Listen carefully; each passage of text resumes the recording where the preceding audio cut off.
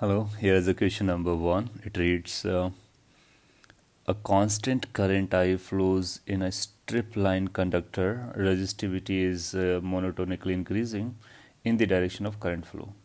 At cross section A and B, resistivity has been mentioned as rho and rho B. We need to find excess charge that will accumulate in the section AB. Relative permittivity is epsilon r, and free space permittivity is given as epsilon naught. So if you look the picture that is given over here, that indicates this is a strip line conductor, and it might have a slight thickness, some sort of this,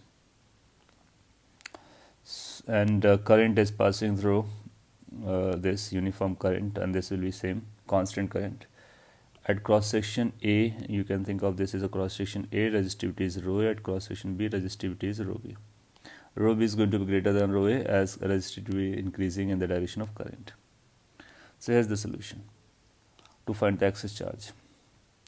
So question asks to find the excess charge in this region. So between these A and B, this is space. How much the charge will be there? So we can apply the Ohm's law. We know the Ohm's law. J current density is equal to sigma into, where sigma is the conductivity. We know conductivity is reciprocal to resistivity. So this E electric field at any location can be written by resistivity into current density. Since current is the same, cross-sectional area is also uniform, so J is going to be same. So field will be dependent on the resistivity. So at location A, if you look at field at A is going to be resistivity at A into I by A.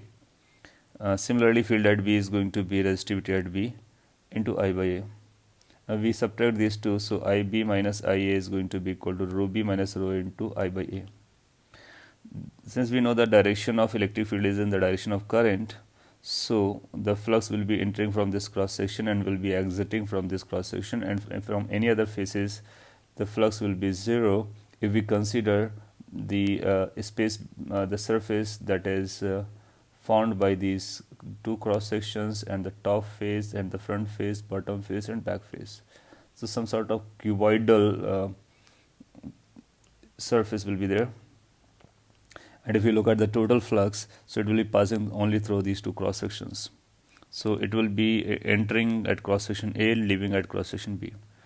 Now we can apply the Gauss law considering this entire as a Gaussian surface. So it's going to be closed integration of E dot ds is equal to Q enclosed upon epsilon naught.